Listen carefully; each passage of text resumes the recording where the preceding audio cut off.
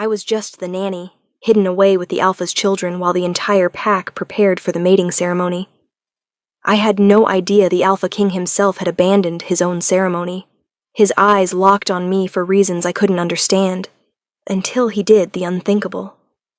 The scent of lavender and fresh linen filled Emma's world as she rocked 3-year-old Sophia in her arms. In this quiet nursery tucked away in the Dallas estate, she was invisible, a ghost paid to care for children and be forgotten. Sophia finally settled, her breathing evening out, and Emma felt that familiar, hollow ache. A longing for something she'd never have. A family of her own. A place to truly belong. She pushed the feeling down like always. Wanting things only led to pain. Beyond the heavy door, sounds of celebration bled through. Laughter, music, champagne glasses clinking. Tonight, Alpha King Dominic was supposed to begin his official search for a Luna. The thought sent ice through her veins. She placed Sophia in her bed and turned to check on her twin brother Marcus. That's when the door opened. Victoria stood there, stunning in a sapphire gown, diamonds glittering at her throat. Her gaze swept over Emma with that look, the one that said tainted. The look that whispered about her parents' betrayal 20 years ago, a sin Emma wore like a brand. Victoria's lips thinned in disgust before she left without a word. What did my parents even do? No one would tell her the full story. Only that their betrayal nearly destroyed the pack. It was her legacy now, hers alone to carry. She retreated into her tasks, making herself smaller, more invisible. An ex-boyfriend's words echoed in her mind. No Alpha will ever want the daughter of traitors. You're replaceable, Emma. Always will be. He was right. The pack needed a strong Luna like Victoria, not a broken Omega whose bloodline was cursed. Marcus suddenly woke with a piercing cry. Emma scooped him up, rocking him gently. When nothing else worked, she began to sing, an old lullaby her mother had taught her, words of moonlight and forgotten magic. His cries softened, then stopped. He stared up at her with wide, trusting eyes. Lost in the moment, Emma didn't realize her song was drifting beyond the nursery walls, weaving through stone corridors, seeking out a restless soul it was never meant to find. The final note faded into profound stillness.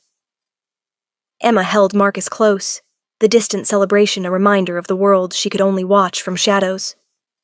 2 maids passed the nursery, their whispers sharp. Did you see Victoria? She looks like a queen already. The Alpha King would be foolish not to claim her tonight.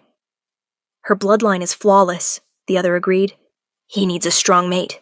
They say his wolf has been restless since he returned from the Northern Territories. The words hit Emma like stones. Flawless bloodline. Hers felt like poison. She busied herself straightening toys that were already neat, pushing away the gnawing sense of inadequacy. This nursery was her world. It had to be enough. Then the atmosphere shifted. The celebration noise dropped away, muffled into nothing.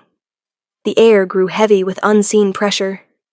Both children stirred simultaneously, sensing something primal. Someone was coming. The door opened slowly. A massive figure stood silhouetted in the doorway, blocking the light. Emma's heart leaped into her throat as he moved into the soft lamplight. The Alpha King. He was enormous, raw power barely contained in human form. His black shirt was unlaced at the throat, hair disheveled. He didn't look like a king at a ceremony. He looked like a predator. His eyes captured her, glowing like embers, fixed on her with terrifying intensity. Emma dropped into a deep curtsy, head bowed, trying to disappear. Don't see me. Please just go away. An eternity passed in charged silence. Then his voice filled the room. A low, possessive rumble. Emma! She looked up, unable to stop herself. His eyes blazed with something between desperation and hunger. He took a step forward, then another. She scrambled backward until her spine hit Sophia's crib. Trapped. He reached out and wrapped his fingers around her wrist. His grip was iron, but a shocking bolt of heat traveled from his skin to hers. Not painful. Awakening. He held her there, thumbs stroking her wrist, searching her face as if memorizing every detail. Then he turned and pulled her effortlessly toward the door. As they reached the doorway, his gaze swept over her one last time, golden eyes flaring into a possessive inferno. A growl ripped from his chest, a single word that echoed through the hallway. Mine. The word echoed. Mine. Not a word. A brand. Dominic's grip on her wrist was unbreakable as he pulled her through endless corridors. Her thin slippers barely gripped the cold stone floor. His footsteps were heavy, deliberate, the sound of destiny charging forward. Hers were frantic stumbles, a terrified creature trying to escape. No, this can't be happening.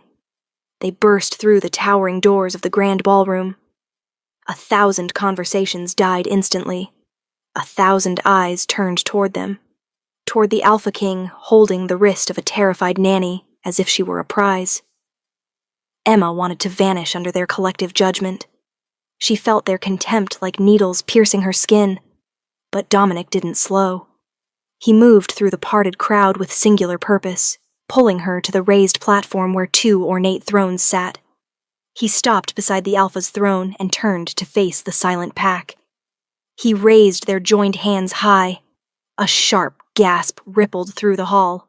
"Tonight, you expected me to choose a Luna," his voice roared, raw and guttural.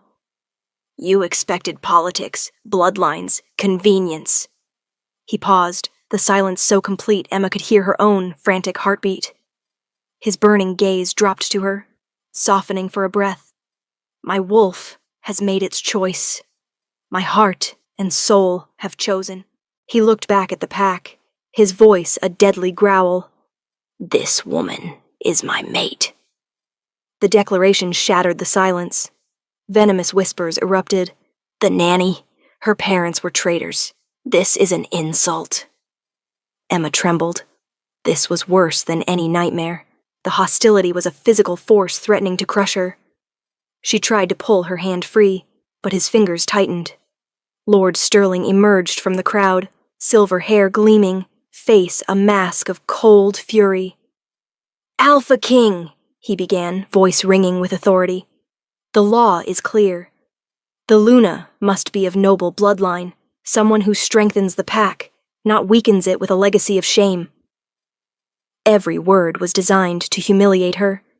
Emma wanted to run, but Dominic held her fast. Dominic remained still, watching. When Sterling finished, he finally moved, turning his head slowly to pin the elder in place. A low snarl vibrated in his chest. "The law serves the pack," Dominic growled dangerously soft. "And my mate will strengthen this pack because she is mine. Her legacy is now my legacy." He took a menacing step forward. "Challenge my choice, Sterling, and you challenge me." The threat was unmistakable. Another voice, smooth and sharp, cut through the tension. "Dominic." Victoria glided forward, icy composure intact. Her eyes were filled with hurt and rage. "After everything, you would disgrace your throne with her?" The words hinted at a shared history, at broken promises. For Victoria, this was personal betrayal. Dominic didn't even glance at her. His message was clear. Her feelings were irrelevant. With a final glare at Sterling, he turned his back on the council, on Victoria, on the entire assembly. He chose Emma over his kingdom. Hand still locked around her wrist, he pulled her from the platform, leaving behind a throne of thorns and a pack on the verge of rebellion. The heavy door slammed shut with dreadful finality. They were alone. The royal chambers should have been breathtaking, but felt like a cage. A massive fireplace stood cold. Towering bookshelves scraped the ceiling. The floor was covered in animal pelts. A predator's den, and she'd been dragged into its heart. He released her wrist, the skin red and tingling. He didn't look at her. Instead, he paced with restless, contained violence. Finally, her trembling voice found its way out. Why? Why would you do that?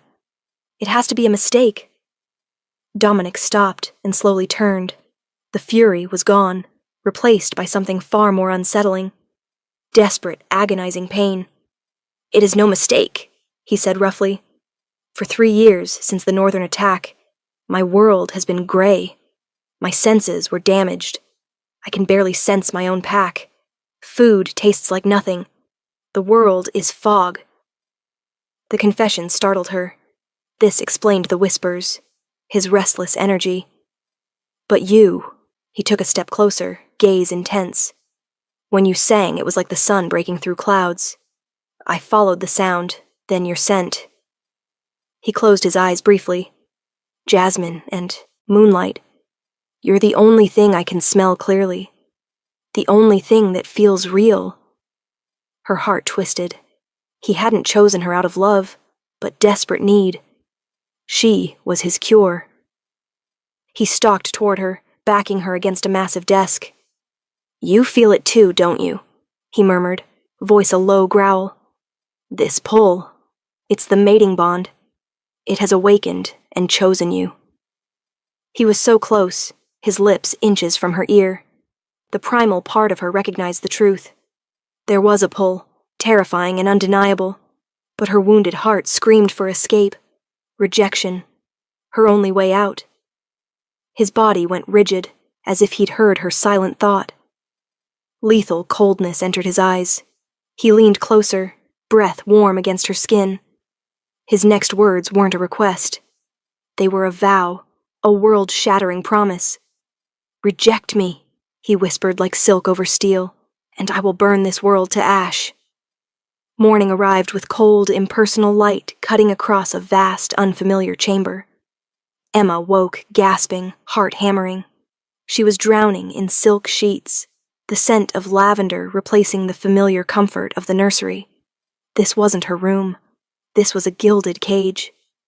Dominic's threat echoed, "Reject me, and I will burn this world to ash."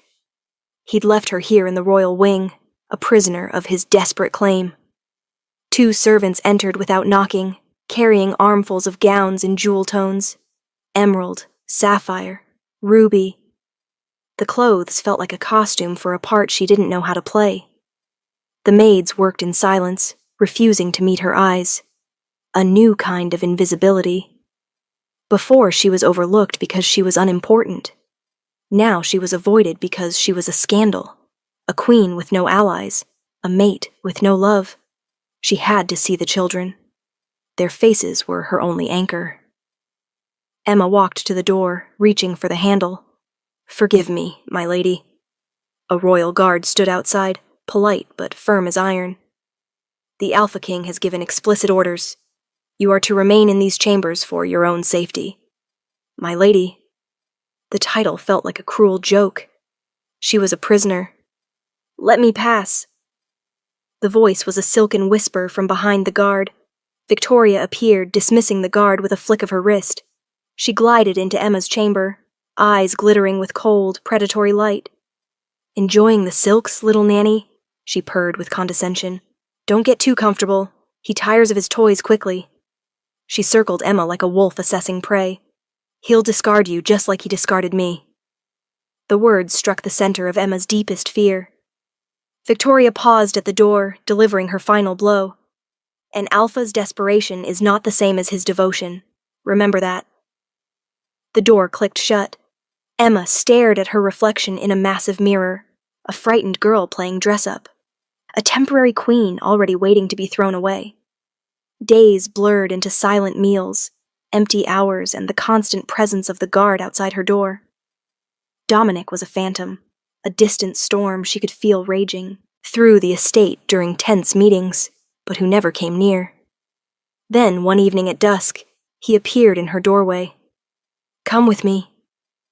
He led her through quiet corridors, away from the grand spaces, back to the one place she yearned for, the nursery.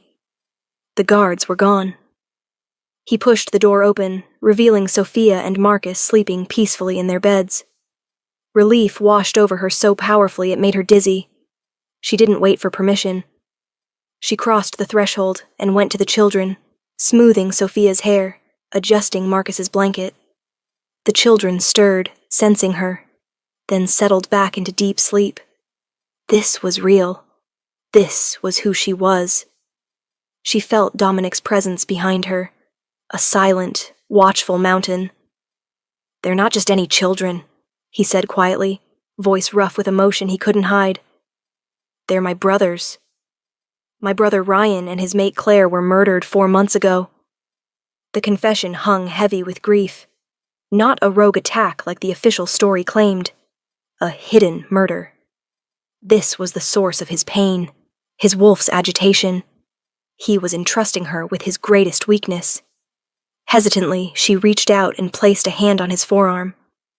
The muscle was tense as rock, but he didn't pull away. "Dominic," she whispered, using his name for the first time, "your secret is safe with me." In that quiet vow, everything changed. She was no longer just a mate taken by force. She was now a keeper of his secrets, a guardian of his heart. A fragile truce formed. In the evenings, Dominic would retrieve her, and they'd sit in the nursery together, watching the children sleep. Sometimes they'd share a silent vigil by the fire in his chambers.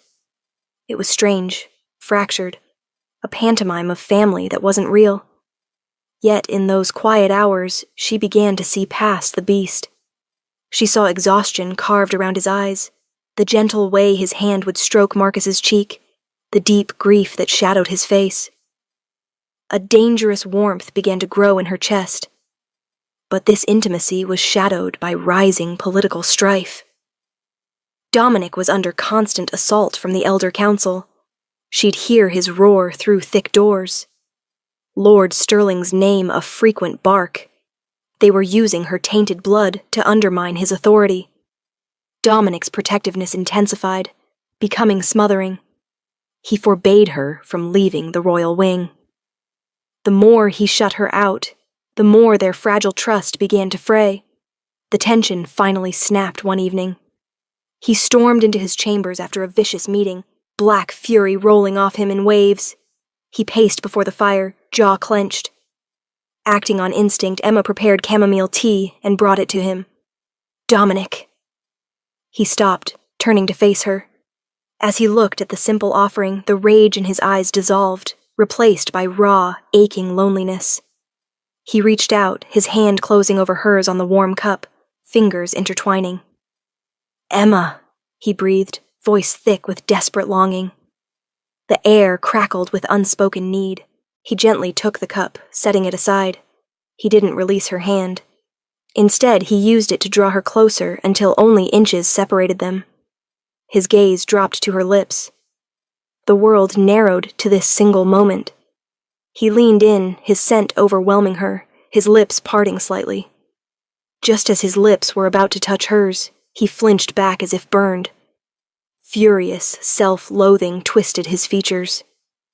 He released her hand, turning his back so quickly it felt like a slap. "Get out!" he rasped, voice broken and jagged.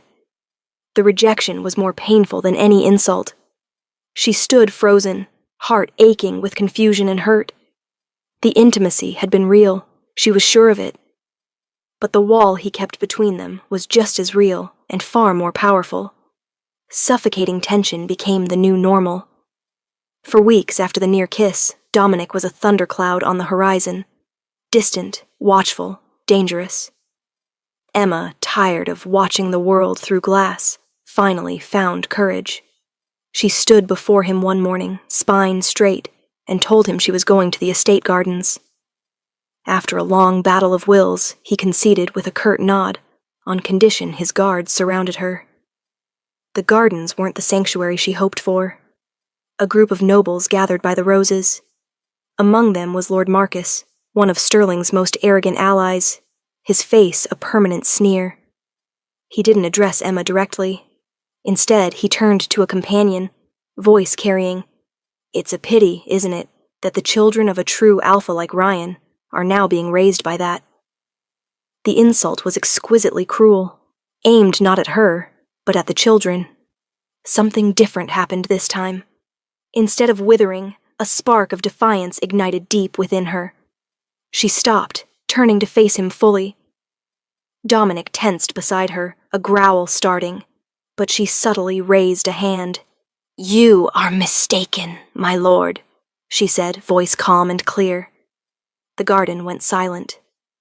The only pity here is that a noble title is wasted on a man who possesses neither honor to respect his king's choice, nor basic decency to respect the memory of a fallen alpha and his mate. She stepped closer, voice dropping to a threatening whisper. "Perhaps you've forgotten who their father was." "I have not." Marcus's sneer faltered, replaced by shock and uncertainty. Before he could respond, Dominic moved. He closed the distance in a single stride, grabbing the front of Marcus's tunic and lifting him from the ground. "You will not speak of my mate," Dominic snarled, eyes blazing golden fire. "You will not speak of my kin." He slammed Marcus against a stone archway, cracking the ancient stone. "If you ever do so again, I will tear the tongue from your worthless throat." He dropped the sputtering noble to the ground. The message was brutally clear. Later that night, as Emma walked the torchlit corridor back to her chambers, a black-fletched arrow suddenly thudded into the stone wall inches from her head, its shaft quivering. The game had changed. They weren't trying to shame her anymore. They were trying to kill her. The estate was now a fortress within a fortress. Guards patrolled every corridor, their silence a constant reminder of the arrow that nearly ended her life. Dominic was a tempest of contained rage and suffocating guilt. The failed attempt had frayed the last thread of their truce. It finally snapped in his chambers, the air thick with unspoken fear and resentment. "This is your fault," she cried out, words tearing from her raw and ragged. "This cage you keep me in does nothing. It only paints a bigger target on my back." His control, stretched thin for weeks, shattered. "I am trying to keep you alive," he roared, voice bouncing off stone walls. He swept a hand across a table, sending silver pitchers and goblets crashing to the floor. "I am trying to hold on to the one thing in this world that matters." The argument was a wildfire, consuming everything they'd never dared say. Then he let the truth slip, a truth more devastating than any blade. "How am I supposed to protect you when the bond won't even ignite properly?"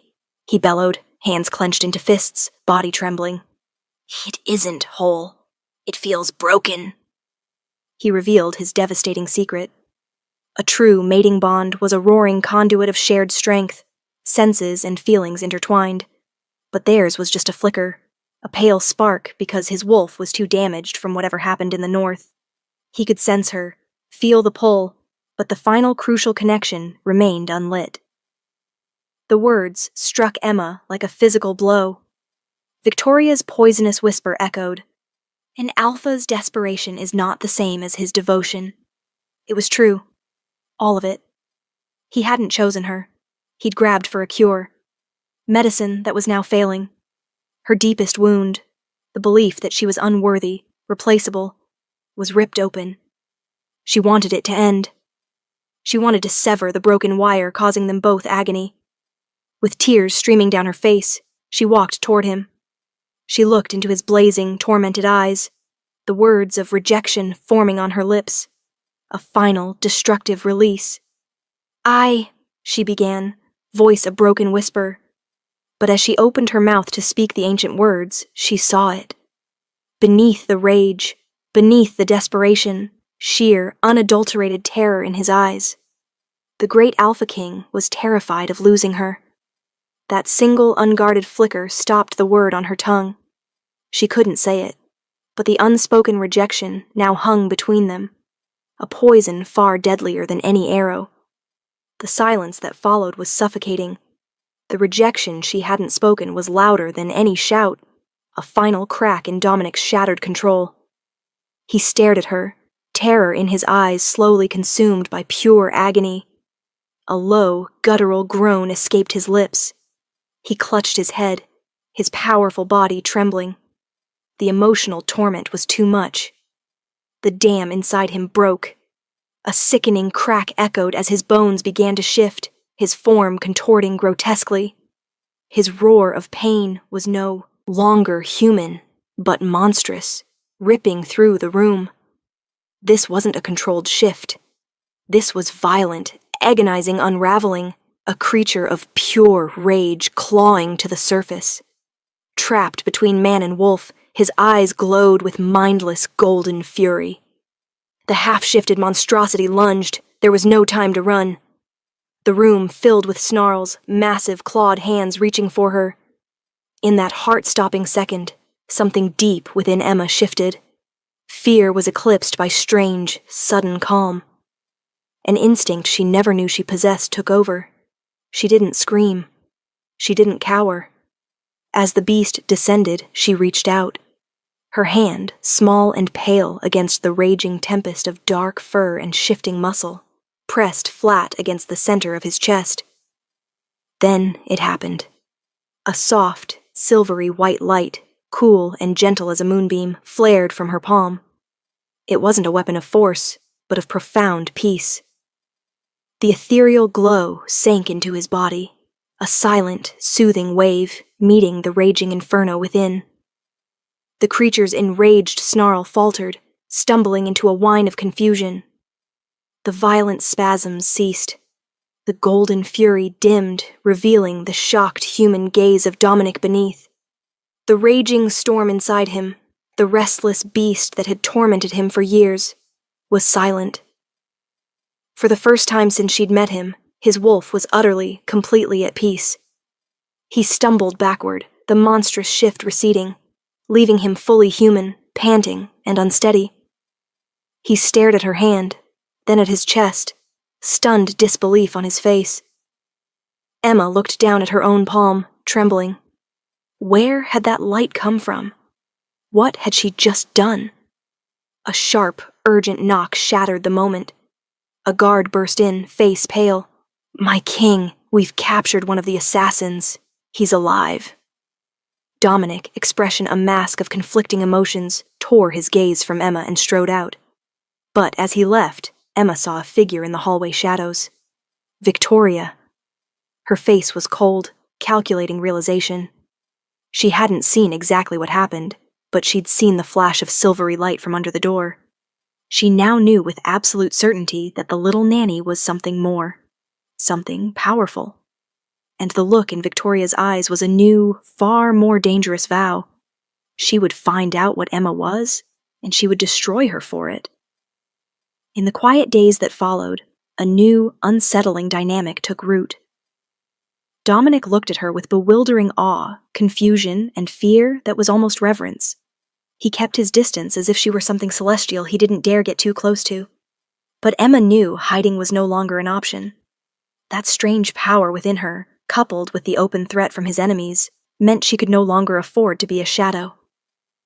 She found him preparing for the morning's council meeting. He expected her to retreat. Instead, she straightened her shoulders, lifted her chin, and spoke 2 words that changed everything. "I'm coming." This was not a frightened servant being dragged to her fate. This was a choice. As they walked the grand corridor toward the council chambers, shock rippled through the estate staff. They moved not as king and servant, but as a united front. When they entered, the low conversations ceased instantly. Lord Sterling and the other elders were seated around the massive table, their faces hardening at the sight of her. Dominic strode to his place at the head, the Alpha's throne of dark wood and pelts. But instead of gesturing for her to stand behind him, he simply nodded to the empty space at his right hand, the seat reserved for the Luna. The challenge was silent, yet it screamed across the room. Her heart hammered. Every eye was on her, waiting for her to falter. She wouldn't give them the satisfaction. With a steadying breath, Emma walked across the stone floor, her steps echoing in charged silence. She reached the spot beside the king, and instead of sitting, she simply stood, hands clasped loosely in front of her. She met Lord Sterling's glacial glare and did not flinch. "I am here. I am his mate. and I am not afraid of you." When the meeting ended, as the elders filed out, she overheard Sterling's low, venomous whisper, "She grows too bold. This cannot continue." The reply was chilling.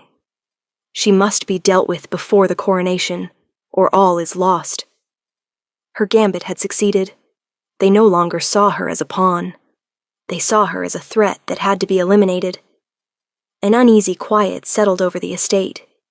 Emma, emboldened by her small victory, began to carve out a space for herself.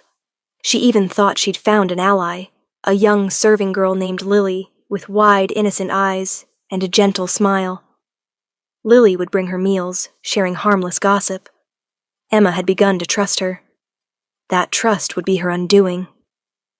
One evening, Lily brought dinner with a special goblet of dark-spiced wine. "A gift, my lady," she said, smile sweet as ever, "to help with the nerves."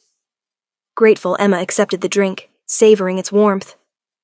At first, it was pleasant heat spreading through her limbs, but the warmth soon gave way to creeping numbness. Her fingers felt heavy, thoughts slow and sticky. When she tried to stand, her legs buckled. Cold dread washed over her as her vision blurred, colors fading to murky gray. Her throat felt like it was closing up. She stumbled toward the door, a silent scream trapped in her throat. Then the world went black. Dominic found her. The sound that ripped from his chest was not human. It was a roar of pure, apocalyptic grief and rage that shook the foundations of the estate. He bellowed for guards, for healers, his voice the sound of a world breaking apart. Claws tore through the skin of his fingertips. His eyes blazed with untamed fire. The agony of seeing her dying shattered his sanity. He turned on the onlookers, a whirlwind of destructive fury, a half-shifted beast on the verge of slaughtering everyone in the room. As darkness threatened to pull her under completely, Emma saw the monster he'd become, in his grief for her. And in that terrifying, beautiful moment, she felt no fear. With the last ounce of strength, she pushed herself forward, her hand reaching out to clutch his face, now contorted in a snarl. She pulled him down, her voice a choked, ragged whisper.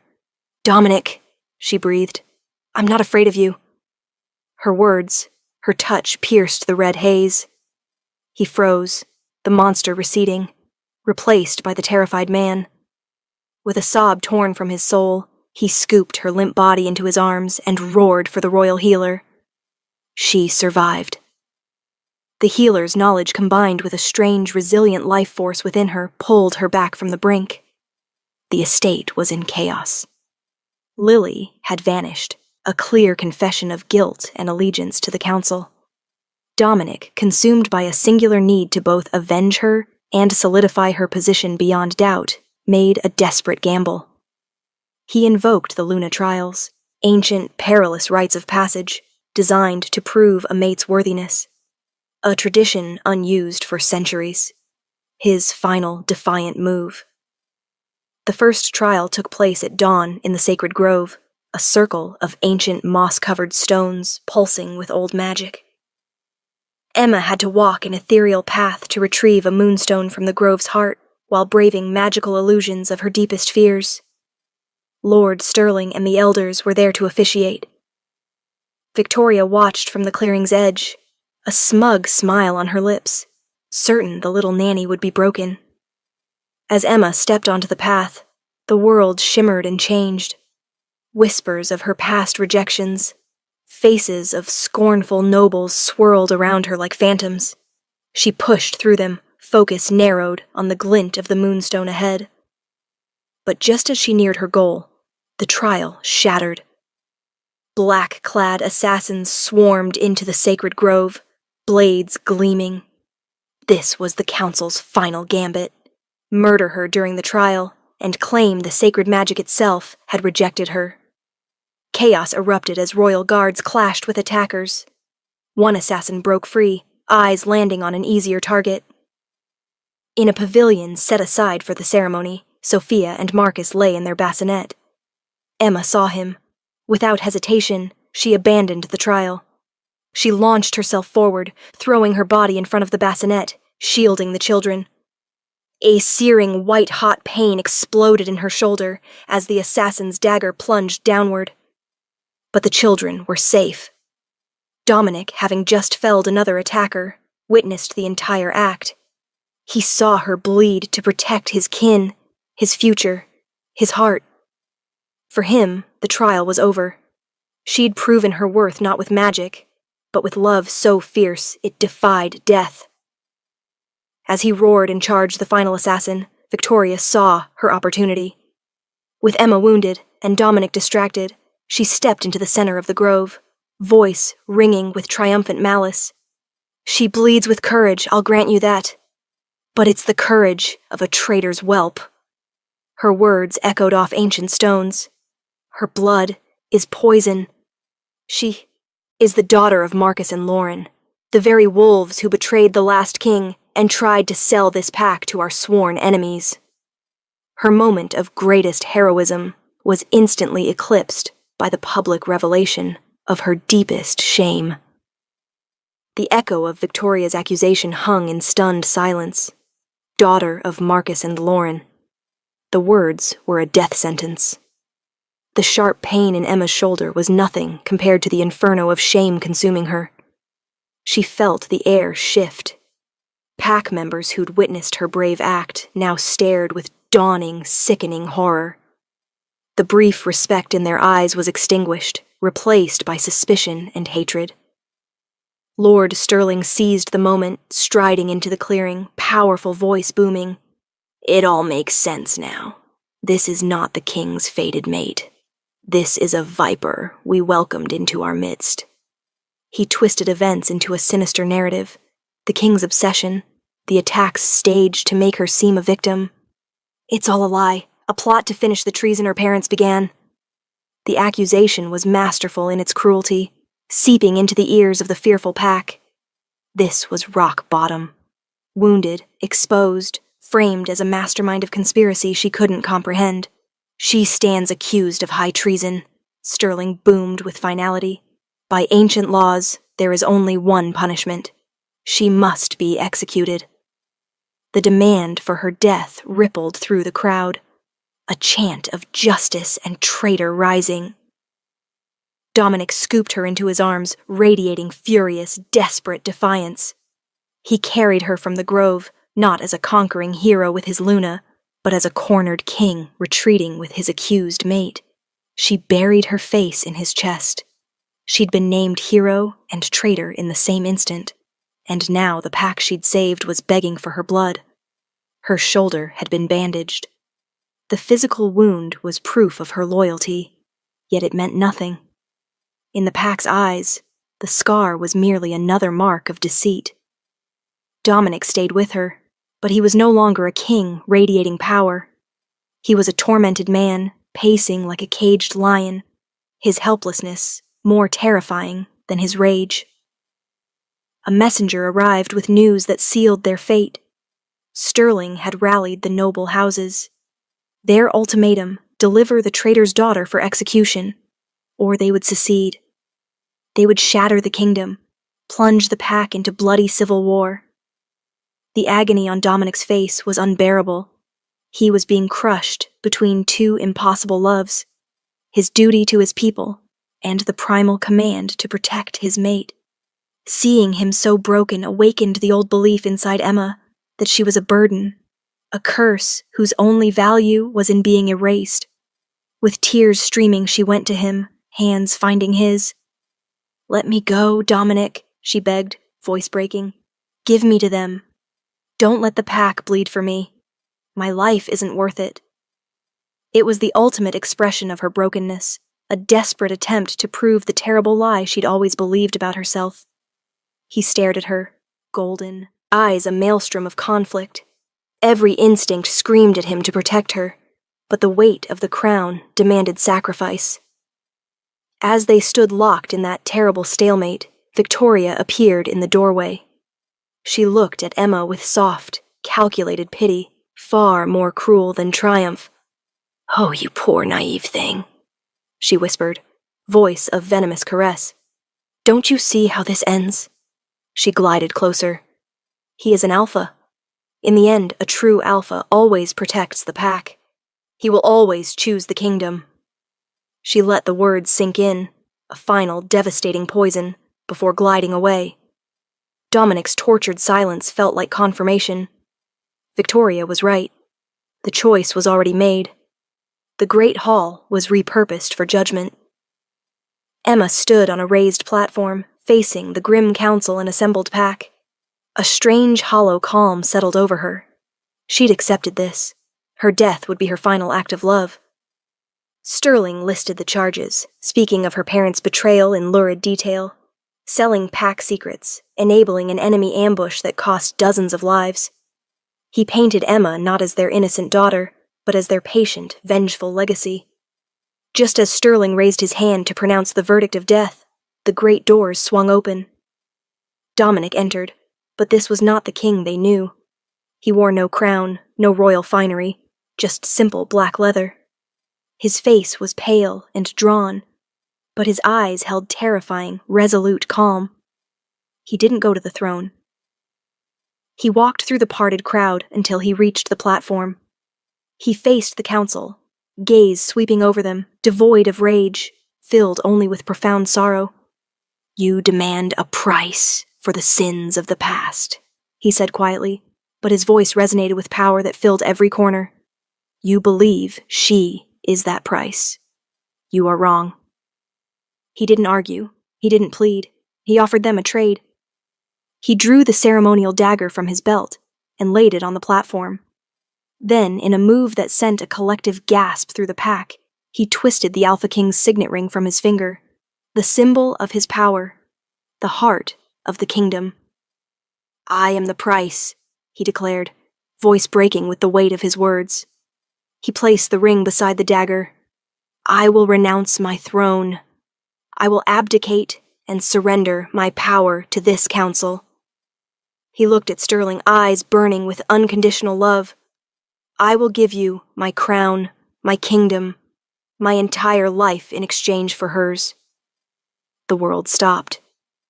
This singular, impossible act shattered Emma's understanding of her own worth. He was choosing her, not just over his own life, but over his sacred duty, his legacy, his very soul. The realization was devastating, beautiful agony. She could not let him do this. She opened her mouth to refuse, to sacrifice herself as intended. At that exact moment, a single pure beam of white light lanced through a high window, illuminating the platform. The full moon was rising. A low, guttural sound started deep in Dominic's chest. It grew into a roar of heart-shattering agony as his body began to tremble violently. The strain of offering his own soul for hers was breaking him. Dominic's roar was the sound of a soul tearing itself apart. Watching him come undone for her, something inside Emma shifted. The desperate wish to die was burned away, replaced by a ferocious need to live for him, to fight for him. The moonlight streaming through the window didn't feel cold. It felt like a jolt of life, warmth spreading through her veins like liquid starlight. The whispers about her parents echoed differently now. Not an accusation, but a question. What if the story was a lie? What if her blood wasn't poison, but a legacy of something powerful? As Dominic's body began to contort, the agonized shift threatening to consume him, she moved. She walked onto the platform, no longer a victim, but a woman walking toward her destiny. She placed both hands flat against his chest, right over his heart. This time it wasn't a flicker. It was a flood. Brilliant, blinding, silver-white light erupted from her palms, pouring into his body. The light was cool, calming, carrying the impossible scent of jasmine and sacred places. The entire hall gasped as one. The moonlight in the room seemed to bend, channeling itself directly through her. With the surge of power came a dizzying flood of ancestral knowledge, images and feelings not her own. She saw faces with her eyes, felt power in her hands. She understood. She was not the descendant of traitors. Her bloodline was rare, ancient, sacred. They were moon healers, a line of wolves with the ability to soothe the savage beast, to mend the spirit, to channel the goddess's very essence. Her parents hadn't been traitors.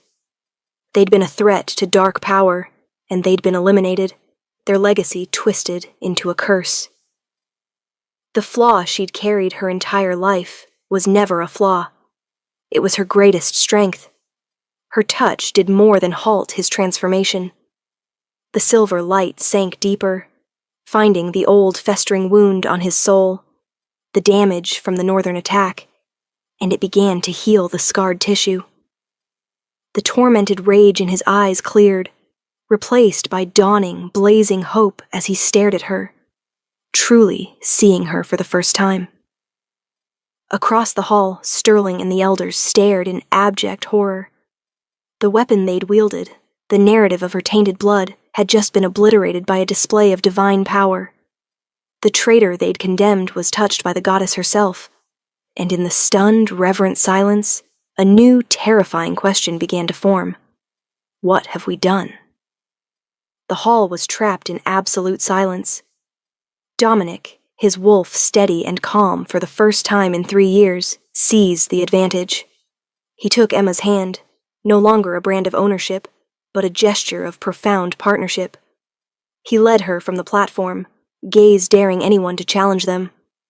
For the first time, the council was silent, too shocked, too afraid. Back in the king's chambers, he looked at her with awe that humbled her. The great Alpha King brought to his knees by a grace he never knew existed. She was filled with quiet strength, finally understanding her own worth. My parents, she began, voice clear and strong, telling him everything she'd seen. They weren't traitors. They were healers. Someone in the old king's court feared their power, so they were framed, destroyed. Together they looked at the pieces, the council's campaign, Sterling's obsession, all built on lies used to control the pack for decades. But how could they prove it? Dominic spoke of a legend, a dangerous, forgotten ritual. The blood oath, he said, voice low and intense, a bonding ceremony under the full moon before the entire pack. We offer our blood, our spirits, our souls to each other and the goddess. If it succeeds, our bond will be absolute. Your power will be sealed as a divine gift. He paused, eyes serious. But if it fails, it could shatter us both. An all-or-nothing gambit. We'll do it, Emma said, voice unwavering. As they stood together, the chamber door burst open. A guard stumbled in, face bleeding. My king, he gasped. Lord Sterling, he's made his move. He and his loyalists are storming the royal wing. Assassins are inside. The sounds of battle erupted from the corridor, clash of steel, snarls of fighting wolves. Their sacred plan had just collided with the council's final murderous act. The battle was no longer politics or rituals. It was here. It was now. And it was for their lives. The doors splintered, exploding inward. Assassins poured into the room, blades ready. The council's final bloody answer. Dominic was ready. With a roar of pure alpha power, he let his wolf take over. The shift was instantaneous, a breathtaking whirlwind of shadow and strength. A massive black wolf stood where the man had been, golden eyes blazing with clear, cold light. He was no longer broken. He was magnificent. He met the assassin's charge like a tidal wave, a storm of black fur, flashing claws, snapping teeth. He fought to protect the chambers, the children, her. But there were too many. They were trying to get past him. The children, awakened by the terrifying clash, began to wail. Their cries cut straight into Emma's heart. The last vestige of the frightened nanny burned away, consumed by fire. She was no longer a servant to be saved. She was a Luna. This was her den. An assassin slipped past Dominic's flank, poisoned dagger raised, eyes fixed on the crying infants. Emma moved without thinking. She grabbed a heavy chair and swung it with desperate strength. The wood crashed against the assassin's side, sending him stumbling. She held no weapon, but she was a mother protecting her young. Her act gave Dominic the moment he needed. He spun, massive jaws closing around the attacker, ending the threat. For one brilliant moment she'd fought with him, a partner in battle. As the fight raged, a desperate assassin lunged his poisoned blade, slicing deep along Dominic's flank. The wolf let out a pained yelp but finished the last attacker before the toxin could take hold. As the final enemy fell, Dominic stumbled, his massive form wavering. He collapsed, the great wolf suddenly vulnerable. Without hesitation, Emma was at his side. She pressed her hands to the bleeding, blackened wound, calling on the silvery power. But it wasn't enough. The poison was too strong. Acting on instinct deeper than thought, she did the unthinkable. She bit down hard on her own wrist, tearing the skin, and pressed the bleeding wound against his.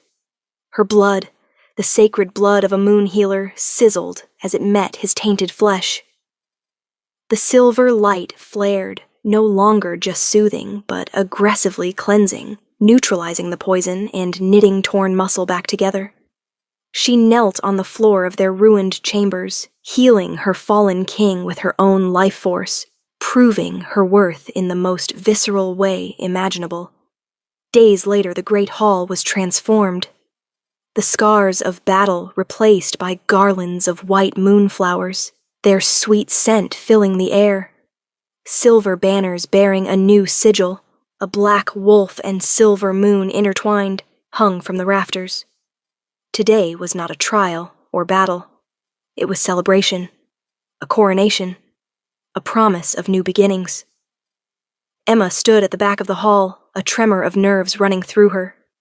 But it was joyful, exhilarating. She was no longer afraid of being seen. She was ready. The music began, soft, beautiful melody speaking of hope and renewal. She walked down the long aisle, steps steady and sure. The entire pack was present, and as she passed they looked at her not with scorn, but with genuine reverence and love. Just ahead, Sophia and Marcus toddled along, scattering moonflower petals with joyous abandon. She reached the platform where Dominic waited.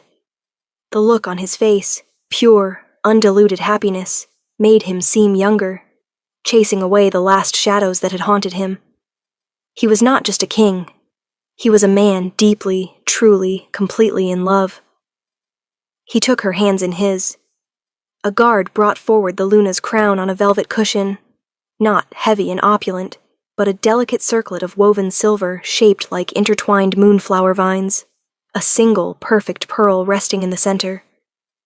Dominic held it up for the pack to see, but before placing it on her head, he spoke his final vow, a testament